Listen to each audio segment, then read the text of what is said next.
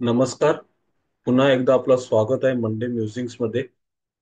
Monday musics हा एक प्रयत्न आहे, जे काही मॅनेजमेंटचे कन्सेप्ट आहेत, आयडियाज आहेत, जी काही थॉट प्रोसेस आहे ती इतरांपर्यंत पोहोचावी. जे काही छोटे व मोठे उद्योजक आहेत त्यांच्यापर्यंत ते पोहोचावे व हे कन्सेप्ट व हे आयडियाज त्यांना अधिक चांगल्यारित्या व अधिक प्रभावीरित्या आपल्या व्यवसायात वापरता यावे, म्हणून मंडे म्युझिक्स हा केलेला छोटासा प्रयत्न आहे.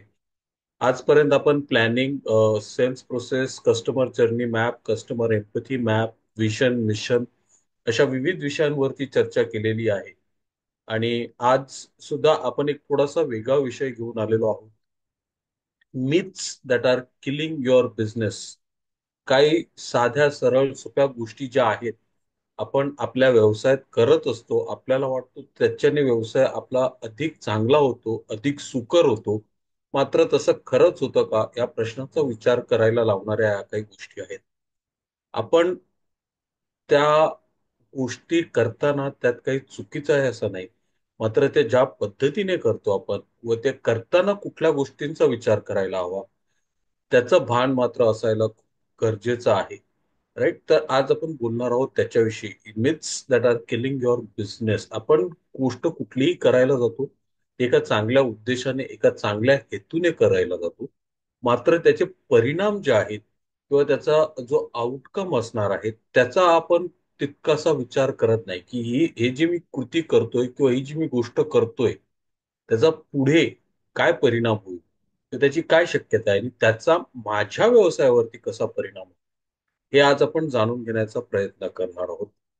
अ, तर पहिली गोष्ट जी आहे ती म्हणजे बऱ्याच वेळेला एस्पेशली जे छोटे मोठे उद्योजक असतात आणि स्टार्टअप्स मध्ये हे प्रामुख्याने आढळून येतं, की ते जेव्हा एखादं प्रोडक्ट किंवा सर्व्हिस लॉन्च करत असतात त्यावेळेला त्यांना त्या प्रोडक्ट किंवा त्या सर्व्हिसमध्ये अजून अधिक फीचर घातले म्हणजे आपला प्रोडक्ट खूप चांगला आहे असं एक सुचवलं जातं. राईट.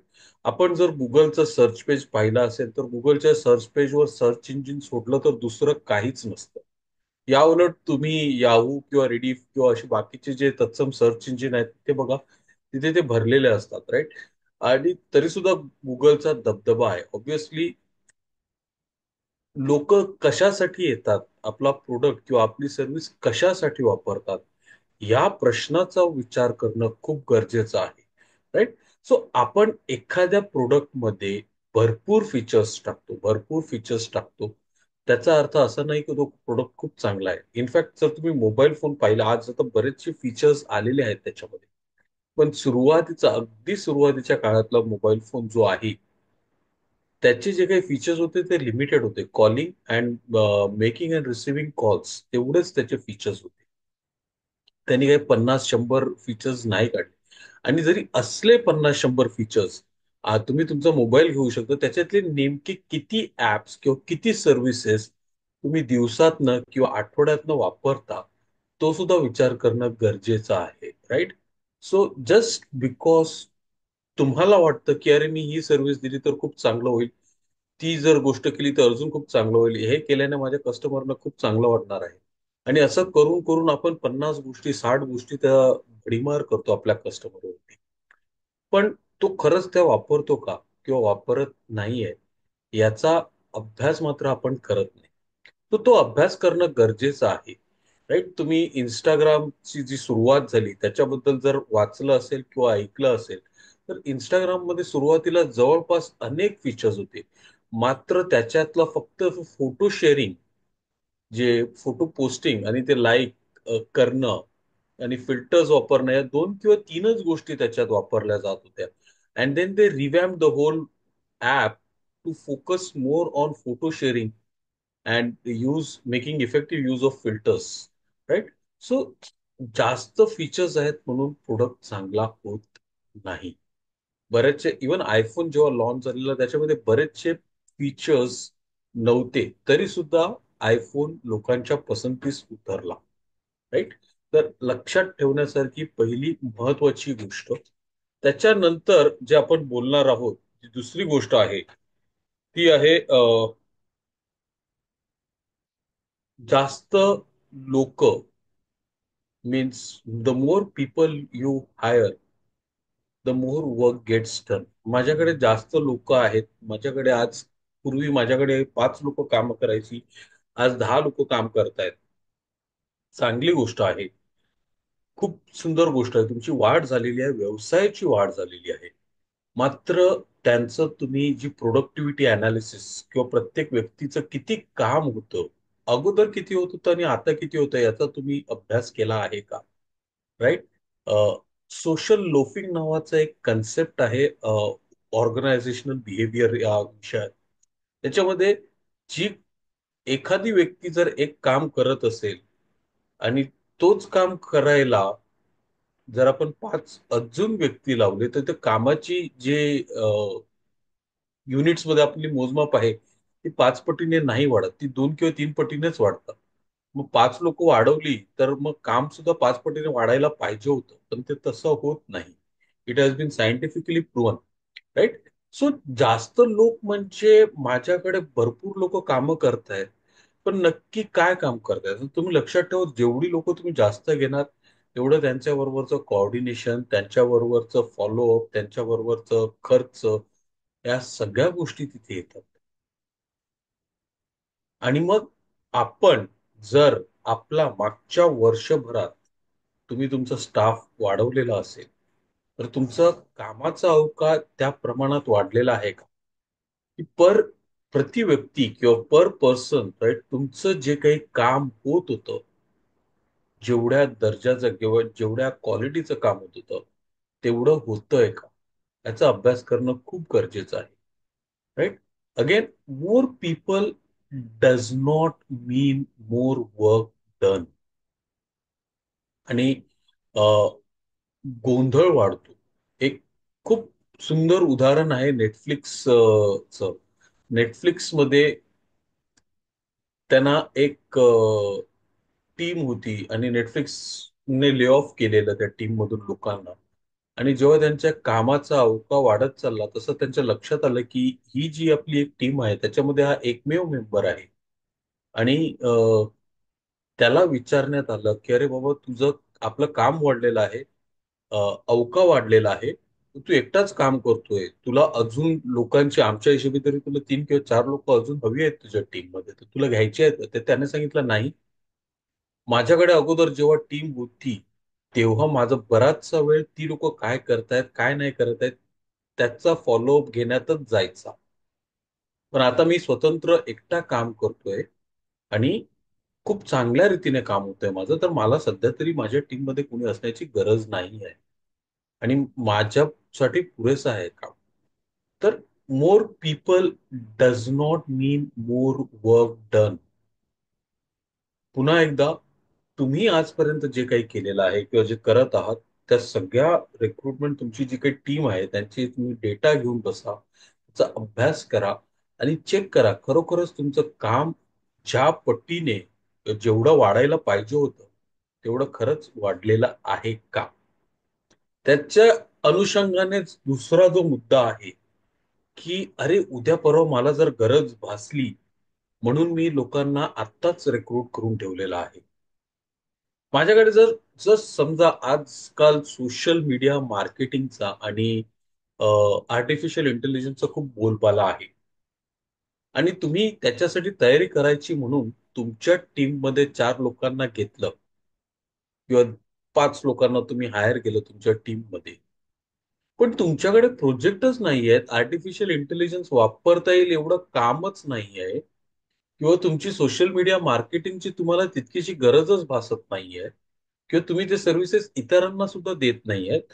मग या तुमच्या टीमचं काय झालं? तुम्ही जेव्हा एखादी व्यक्ती हायर करता, त्यांना कामावर ठेवून घेता, त्या दिवसापासून त्या व्यक्तीचा पगार, त्या व्यक्तीला बसण्याची जागा, त्या व्यक्तीसाठी लागणारं जे काही इन्फ्रास्ट्रक्चर आहे, त्या सगळ्यांचा खर्च तुम्ही घेऊन बसता. पण आपण हा विचार करत नाही, अरे उद्या मला गरज लागेल, उद्या जर माझं काम वाढलं तर. राईट. तो मेनी टाइम्स पीपल अँटिसिपेट, अरे माझं काम अरे वाढलं तर नाही ना, वाढणार आहे, वाढण्याची शक्यता आहे. तर ती शक्यता कितपत आहे हे तुम्ही तपासून पाहायला हवं. राईट? आणि ते जेवढं प्रमाणात काम येणार आहे, ते खरोखरच त्या नवीन व्यक्तीचं किंवा तुम्ही 3 किंवा 4 लोक जी हायर करणार आहेत, तेवढं त्यांचं काम निघणार आहे का? तेवढा त्यांचा खर्च निघणार आहे का? या प्रश्नाचा विचार करणं खूप गरजेचं आहे. तसंच त्या जोडीला दुसरं महत्वाची गोष्ट जी आहे, ती म्हणजे की आपण विचार करतो जर माझ्याकडे काम आलं तर, right? I am saying just be a little sceptical. माझ्याकडे जर काम नाही आलं तर मग मी काय करणार? या प्रश्नाचा आपण विचार केलेला आहे का? राईट? आणि महत्वाची गोष्ट जी सांगितली जाते, तुम्ही स्टार्टअप वर्ल्डमध्ये बऱ्याच लोकांना जर फॉलो करत असाल, अ, तर तुमच्या वाचनात आलेली असेल की don't hire until it hurts. जोपर्यंत तुम्हाला त्रास होत नाही, तुम्हाला ते अडचणीचं वाटत नाही, तुम्हाला वारंवार त्याचा त्रास होत नाही किंवा त्याच्यामुळे अडथळे निर्माण होत नाही, तोपर्यंत नवीन व्यक्तीला हायर करू नका. दॅट हर्ट किंवा जो त्रास तुम्हाला जाणवायला सुरुवात होते, तेव्हा तुमच्या व्यवसायाला खरोखर एका नवीन व्यक्तीची किंवा आणखी अन्य 2 किंवा 3 लोकांची ज्या प्रमाणात काम असेल त्या हिशोबाने तुम्हाला ती गरज आहे. सॉफ्टवेअर कंपन्यांमध्ये थोडंसं सुकर आहे, कारण सॉफ्टवेअरमध्ये बरंचसं काम टेक्नॉलॉजी कोडिंग थ्रू होऊ शकतं. 3 किंवा 4 लोकांच्या टीममध्ये होऊ शकतं. ऑब्व्हियसली तुमचा व्यवसाय कुठल्या प्रकारचा आहे त्याचा सुद्धा इथे विचार होणं गरजेचं आहे. मॅन्युफॅक्चरिंग आहे, ऑटोमेटेड आहे, कोडिंग आहे, प्रोग्रामिंग आहे. कुठल्या इंडस्ट्रीमध्ये तुम्ही काम करत आहात, त्यानुसार तुम्ही तुमची जी काही रिक्रुटमेंट करणार आहात किंवा नवीन लोकांना तुम्ही कामावर ठेवणार आहात, त्या हिशोबाने तुम्हाला विचार करणं खूप खूप गरजेचं आहे. So don't hire for tomorrow's problem. उद्याचे प्रॉब्लेम उद्या. आज तुम्ही काय करत आहात? आजच्या मानाने तुमच्याकडे पुरेसं संख्याबळ किंवा मनुष्यबळ आहे किंवा नाही, या गोष्टीचा विचार करा, right? Focus on the problems that you are having today. Tomorrow is a different story.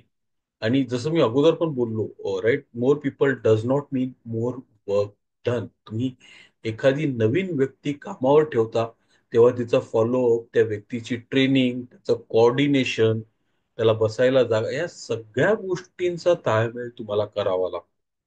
आणि तो आहे का? तुम्ही खरोखर केलेला आहे का? तुमची तयारी आहे का?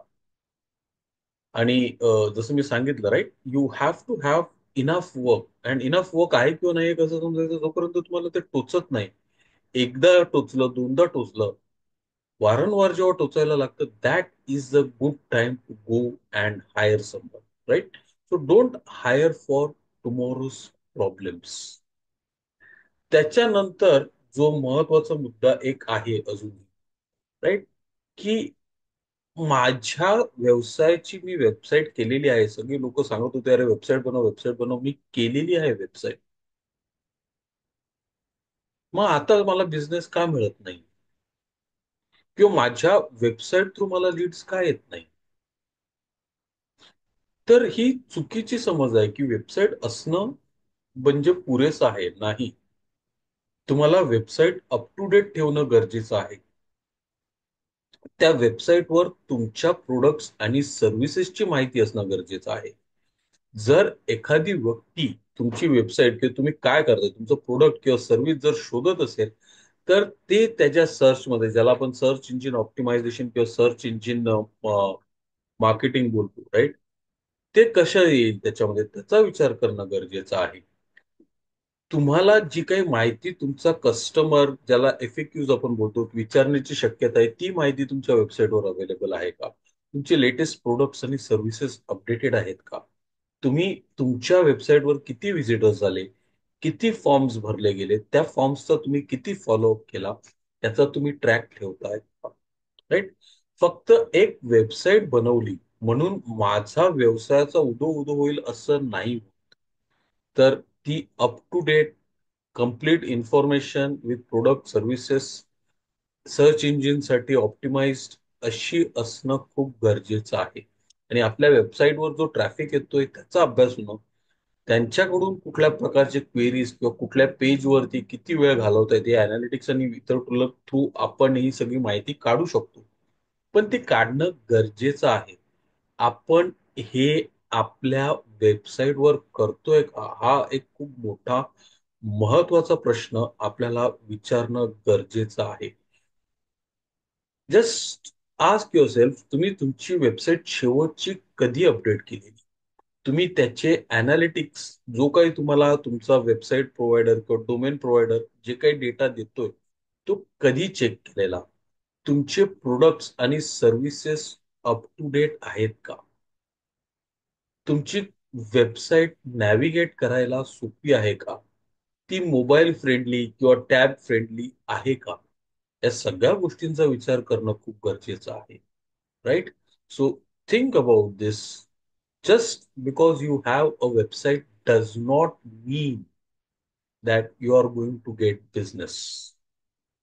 त्याच्यानंतर जो दुसरा महत्वाचा मुद्दा आहे, की मी जो काही प्रोडक्ट विकतोय किंवा मी जी काही सर्व्हिस देतोय, त्याची गरज प्रत्येकाला लागते. आणि म्हणून मला मार्केटिंगची गरज नाही आहे. माझ्या बिझनेसमध्ये मला मार्केटिंगची गरजच नाही आहे. कारण माझं कामच असं आहे, माझ्या कामामध्ये क्वालिटी आहे, कामाचा दर्जा आहे. आज माझ्याकडे कस्टमर्स जे आहेत ते माझ्याकडे 20 वर्षापासून आहेत. असं आहे, तसं आहे, राईट? तर अशी बऱ्याचशा गोष्टी तुम्ही ऐकल्या असतील आणि ऐकत असाल आणि ऐकत राहाल. पण असा कुठलाही व्यवसाय नाही आहे जगात जिथे त्यांना मार्केटिंगची गरज पडत नाही. एका ठराविक टप्प्यापर्यंत व्यवसायाची वाढ होते, ग्रोथ होते आणि ती होते. वर्ड ऑफ माउथ याच्या थ्रू होते. आपला प्रोडक्ट चांगला आहे, आपली सर्व्हिस चांगली आहे, आपण लोकांना देत असलेली ट्रीटमेंट, कस्टमर सॅटिस्फॅक्शन स्कोर चांगला आहे. म्हणून आपला व्यवसाय एका टप्प्यापर्यंत वाढतो. पण त्या टप्प्यानंतर मात्र आपल्याला मार्केटिंगमध्ये गुंतवणूक करावी लागतेच. मग आपला मार्केटिंगचा बजेट आहे किंवा नाही याचा विचार करणं गरजेचं आहे. कारण लक्षात ठेवा, जर तुमच्या कस्टमरला तुमचा प्रोडक्ट किंवा सर्व्हिस कितीही जगातली सर्वोत्कृष्ट जरी असली, पण तुमच्या कस्टमरला त्याच्याविषयी माहितीच नाही, त्याला तुमचं नाव त्याच्या मनात सुद्धा नाही, मग तुमचा व्यवसाय वाढणार कसा? राईट? सो मला मार्केटिंगची गरज नाही. मला वर्ड ऑफ माउथ थ्रू येतं येतं ठीक आहे. आज ऍपल पासून, अमेझॉन पासून जगातले सगळे मोठे मोठे व्यवसाय, नायकी, अदिदास वगैरे सगळे मोठे मोठे व्यवसाय त्यांच्या प्रोडक्ट्सची या ना त्या प्रकारे जाहिरात करत आहेत. लोकांशी संवाद साधत आहेत किंवा इंटरॅक्टिव्ह मीडिया थ्रू वापरत आहेत. राईट? सोशल मीडियाचा प्रभावी उपयोग करत आहेत. ते का करतायत? ते लाखो करोडोंचा पैसा मार्केटिंगवर का खर्च केला जातोय? मग हे सगळं चाललेलं असताना आपण आपल्या व्यवसायासाठी मात्र माझी प्रोडक्ट, माझं सर्व्हिस खूप चांगलं आहे, मला त्याची गरज नाही, असं का बोलू? If you want to scale, you want to reach more people, right? You have to invest into marketing. मला आज न उद्या मार्केटिंगची गरज लागणार आहे. पण त्याच्यासाठी तुम्ही साईडला काय प्रोव्हिजन्स करून ठेवलेले आहेत, किती पैसा बाजूला करून ठेवलेला आहे, तुम्ही कशा प्रकारे इन्व्हेस्ट करत आहात, तुम्हाला वेगवेगळे जे मार्केटिंगचे चॅनल्स आहेत ते टेस्ट करावे लागतील. त्याच्यातलं कुठला मार्केटिंग चॅनल तुमच्यासाठी खूप चांगल्या प्रकारे चालतोय ते समजून घेऊन त्यानुसार तुम्हाला त्याची मार्केटिंग करावी लागणार आहे. राईट? सो थिंक अबाउट, जर तुम्ही तुमच्या बिझनेसमध्ये, मार्केटिंगमध्ये, सेल्समध्ये इन्व्हेस्ट करत नसाल, then you are missing out on a potentially big big opportunity that is there. त्याचा नंतर जो अजून एक महत्वाचा मुद्दा आहे आणि खूप गैरसमजुतीचा मुद्दा आहे. लोक बऱ्याच वेळेला they think that my revenue, the more it grows, the more I am profitable. माझा जेवढा व्यवसाय वाढतोय तेवढा माझा प्रॉफिट सुद्धा वाढतोय. तर नाही. You have to understand, right? व्यवसायामध्ये प्रॉफिटेबिलिटीचे वेगवेगळे प्रकार आहेत. व्यवसायामध्ये प्रॉफिटेबिलिटीचे वेगवेगळे प्रकार आहेत. जसा पहिला जो आहे तो आहे हाय व्हॉल्यूम लो प्रॉफिटेबिलिटी. राईट? तो एक प्रकार आहे. त्याच्यानंतर बाकीचे जे आहेत आपले प्रकार, right, high volume low profitability आहे किंवा low profitability high margin low profitability. Low volume high profitability, तसं पण असू शकतं. Right. So we have to understand की माझा जो व्यवसाय आहे तो नक्की कशा प्रकारचा आहे. तो व्हॅल्यू गेम आहे, मार्जिन गेम आहे, काय आहे. आणि आज मी जगातला सगळ्यात मोठा कंपनी किंवा व्यवसाय आहे, तर त्याचा अर्थ असा नव्हे की माझी प्रॉफिटॅबिलिटी सगळ्यात जास्त आहे. आज आपल्याकडे Amazon, झेप्टो असे बरेचसे उदाहरण आहेत. त्यांचं रेव्हेन्यू तुम्ही जर पाहाल तर लाखो करोडोंच्या, हजारो करोडोंच्या आकड्यांमध्ये येतात त्यांचे रेव्हेन्यू. पण त्यांचं प्रॉफिट कुठे आहे? तुम्ही सांगाल उद्या परवा ते प्रॉफिट करणार, हो करणार. पण तरी सुद्धा त्यांची जी रेव्हेन्यू ग्रोथ आहे आणि प्रॉफिट ग्रोथ आहे त्याच्यामध्ये बराचसा तफावत आहे. Right. So your revenue, just because you are growing your revenue does not mean तुमचं प्रॉफिटॅबिलिटी वाढलेली आहे. तुम्हाला रेव्हेन्यू जेव्हा वाढतो तेव्हा नवीन कस्टमर्ससाठी द्यायला लागणाऱ्या सर्व्हिसेस, त्याचे ओव्हरहेड्स, त्याची कॉस्टिंग ही सुद्धा तुमच्या रेव्हेन्यू मधूनच जाणारी असते. त्याचा आपण विचार करत नाही. फक्त टॉप लाईन बघून कधीच चालत नाही. तर बॉटम लाईन आणि टॉप लाईन मध्ये काय रिलेशनशिप आहे, माझा जो बिझनेस आहे तो मला व्हॉल्युम्स थ्रू येतोय की व्हॅल्यू थ्रू येतोय. राईट. आणि मी एखादा प्रोडक्ट जर तुम्हाला अधिक चांगल्या प्रकारे सांगायचं झालं तर तुम्ही 100 रुपयाला एक प्रोडक्ट विकतायत आणि त्याच्यावरची प्रॉफिट तुमचं जर आहे 5 रुपये, आणि दुसरा प्रोडक्ट तुम्ही 50 रुपयाला विकतायत, त्याच्यामधली तुमची प्रॉफिट मार्जिन आहे 25 रुपये. पण तुम्ही विचार करा आता. Right. You need to understand तुमचे जे युनिट इकॉनॉमिक्स आहेत, तुमचा जो बेसिक कॉस्ट स्ट्रक्चर आहे तो तुम्हाला समजणं खूप गरजेचं आहे. फक्त रेव्हेन्यू वाढला किंवा मी 4 नवीन कस्टमर ऍड केले आणि ते मला एवढा व्यवसाय देणार आहेत, त्याच्यामुळे तुमची प्रॉफिटॅबिलिटी वाढते असं नाहीये. त्याच जोडीला अजून एक महत्वाचा मुद्दा लक्षात ठेवण्यासारखा आहे आणि घेण्यासारखा आहे, तो म्हणजे तुमचं कॅश फ्लो. तुमचा रेव्हेन्यू वाढतोय, मग तुमचा कॅश फ्लो सुद्धा त्या हिशोबाने वाढायला हवा. कारण जेवढे कस्टमर जास्त, जेवढं रेव्हेन्यू जास्त, तेवढं पैशाची रोलिंग जास्त. आणि हा सगळं आयोजन नियोजन करणं खूप महत्वाचं आहे.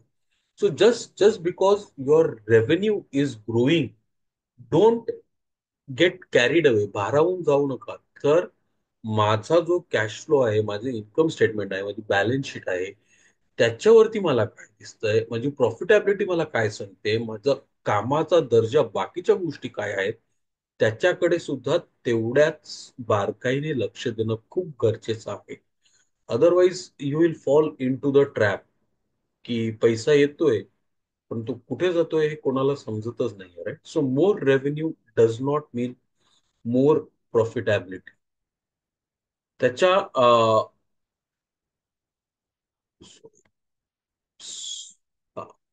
अ, मला माझ्या व्यवसायात थोडंसं मार्केटिंगच्या हिशोबानेच जाणार आहे.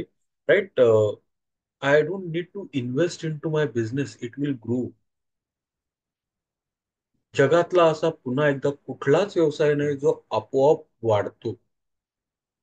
तुम्ही सिंपल उदाहरण घ्या. तुम्हाला जर SIP मध्ये गुंतवणूक करायची असेल तर तुम्हाला अगोदर गुंतवणूक करावी लागते, त्याच्यानंतर त्याच्यावर रिटर्न्स येतात. The same applies to your business. You have to invest into your business. मग तुम्ही एक साधारणतः टक्केवारी काढू शकता बाजूला इन्व्हेस्ट करण्यासाठी, किंवा शेवटचं तुमच्या व्यवसायामध्ये तुम्ही कधी इन्व्हेस्ट केलेला पैसा, तुमच्याकडे जो मॅनपॉवर आहे त्यांच्या ट्रेनिंगसाठी, तुमच्याकडे जे मशीन्स आहेत त्याच्या अपग्रेडिंगसाठी, तुमच्या इंडस्ट्रीमध्ये जे काही नवीन घडामोडी घडल्या आहेत त्या जाणून घेण्यासाठी, when was the last time you invested money into your business. आज बरीच लोक हात आवर्ता घेतात व्यवसायात जेव्हा पैसा टाकण्याची वेळ येते तेव्हा. इनफॅक्ट मॅनपॉवर ट्रेनिंग करायला ती लोक कचरतात. अरे नाही, याला करून हा शिकवला आणि जर हा सोडून गेला तर माझ्या व्यवसायाचा काय होईल. बरोबर आहे. खूप चांगला आणि महत्वाचा प्रश्न आहे. तू जर सोडून गेला तर कदाचित तुम्ही त्याच्या ट्रेनिंगवरती खर्च केलेला पैसा वाया जाईल. पण लक्षात घ्या, तो न शिकलेला, न सवरलेला किंवा ट्रेनिंग नसलेला प्रॉपर, तो जर तुमच्याकडे राहिला तर तुमच्या व्यवसायाची काय वाट लागेल. याचा कधी तुम्ही विचार केलेला आहे का? Right. So there is no need to grow my business. मला इन्व्हेस्ट करायची गरज नाही आहे. माझा बिझनेस चाललाय, तो वाढणार नाही. तुम्ही जोपर्यंत त्याच्यामध्ये पैसा उतरणार नाही तोपर्यंत स्केलेबिलिटी त्याला येणार नाही. तुम्ही एका ठराविक टप्प्यावर येऊन पोहोचलेला आहात, तिथून पुढे जाण्यासाठी तुम्हाला एक धक्का लागतो. इंग्लिशमध्ये एक सुंदर वाक्य आहे, even the eagles need a push. असं सांगितलं जातं की ईगल या पक्ष्याचं जे पिल्लू आहे ते जेव्हा उडण्याचं वयाचं होतं, राईट, तेव्हा तो ईगल जी आहे ती त्याला धक्का देते, घरट्यातनं बाहेर ढकलते आणि मग तो आकाशी झेप घ्यायला शिकतो. पण तो जो धक्का आहे तो आपण आपल्या बिझनेसमध्ये करावयाची इन्व्हेस्टमेंट आहे. मग पुन्हा सांगेन, ती लोकांमध्ये असू शकते, ती टेक्नॉलॉजीमध्ये असू शकते, ती इंडस्ट्रीमध्ये जे काही बदल झाले आहेत त्याच्याबद्दल समजून घेण्यासाठी असू शकते, तुमच्या स्वतःमध्ये असू शकतं, तुमची कॅपॅसिटी वाढवण्यामध्ये असू शकतो, बऱ्याच प्रमाणात वेगवेगळ्या ठिकाणी वेगवेगळ्या प्रकारे करू शकतो. पण ही जर इन्व्हेस्टमेंट गेली नाही त्या व्यवसायात, तर मात्र तुम्ही ग्रोथची अपेक्षा अजिबात करू नका. आज Amazon पासून, झेप्टो पासून, अ, मुकेश अंबानी पर्यंत प्रत्येक जण त्यांच्या व्यवसायासाठी पैसा नवीन फील्ड्समध्ये किंवा त्यांच्या स्वतःच्या व्यवसायामध्ये पैसा ओतत आहेत. तुम्ही वाचत असाल.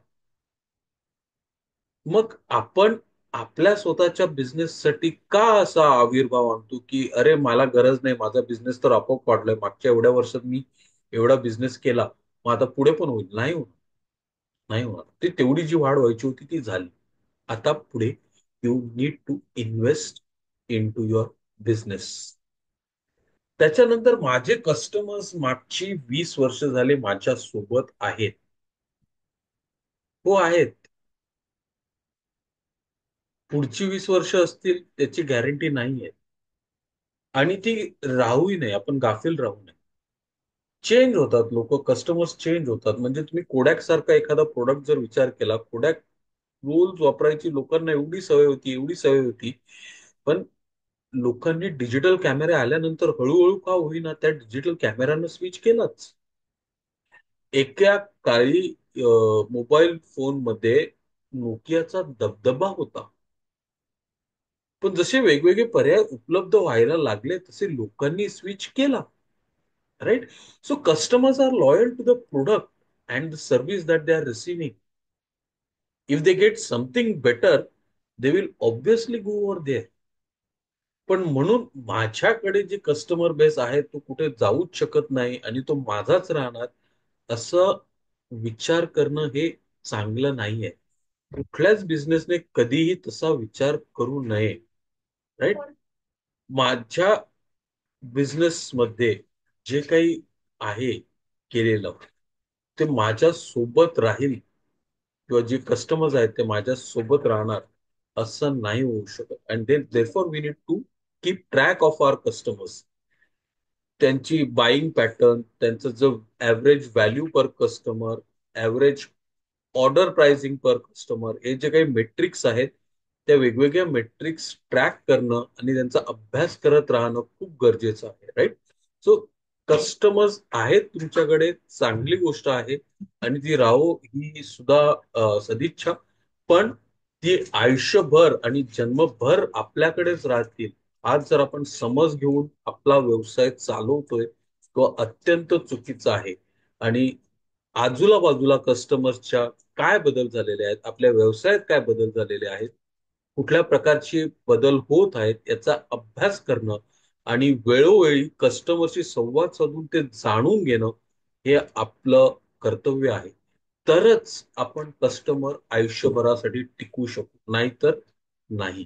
So we need to be aware to the changing needs of the customers. कितीही लॉयल कस्टमर असला तरी तो रातोरात आपल्या हातून जाऊ शकतो आणि जाईल. या विचारधारेने आपण आपला व्यवसाय करायचा आणि ते होऊ नये म्हणून काय करायचं आहे तो विचार करून आपला व्यवसाय करायचा आहे. त्याच्यानंतर छोट्या उद्योजकांमध्ये खूप वेळा हा प्रॉब्लेम येतो की मी करेन, मॅनेज होईल. राईट. आपण अगोदर बोललो हायरिंग फॉर टुमॉरोज प्रॉब्लेम. आता त्याच्यात आणि याच्यामध्ये एक तफावत आहे, राईट. तिथे आपण काय आहे की अँटिसिपेट केलेलं की माझी वाढ झालेली आहे किंवा होणार आहे, राईट. आपण फ्युचरचा विचार करतोय, असं होईल तसं होईल आणि मग रिक्रूट करतोय अगोदरच. इथे तसं नाही. इथे तुम्ही एका टप्प्यावर पोहोचलेले आहात, तुमच्याकडे काम पुरेसं आहे आणि सगळं तुम्हीच, म्हणजे कस्टमरला कोटेशन पाठवताना तुम्हाला फायनल होकार द्यायचा आहे. नेगोशिएट करताना कस्टमरला तुम्ही नसाल तर तो पुढची गोष्ट करणार नाही. एखादा ट्रेनिंग प्रोग्राम किंवा एखादी सर्व्हिस तुम्ही देतायत, कस्टमरला तुम्ही तिथे उभं असल्याशिवाय त्याला काही चालणार नाही. तुम्ही ह्या सगळ्या गोष्टी एका ठराविक टप्प्यापर्यंत करू शकता. सांगतात की व्यावसायिकांमध्ये एक सुपर पॉवर असते आणि ती असते बऱ्याचशा व्यावसायिकांमध्ये. कधी कुठे काही प्रॉब्लेम झाला तर ते सॉल्व्ह करू शकतात आणि ते सुपर ह्युमन असतात थोड्याफार प्रमाणात. पण सुपर ह्युमन 5 गोष्टी करण्यासाठी असतात, 10 गोष्टी करण्यासाठी असतात. अगदीच तुम्ही सुपर ह्युमन आहात मान्य करू आपण, तुम्ही 50 गोष्टी करू शकता, 100 गोष्टी नाही करू शकत.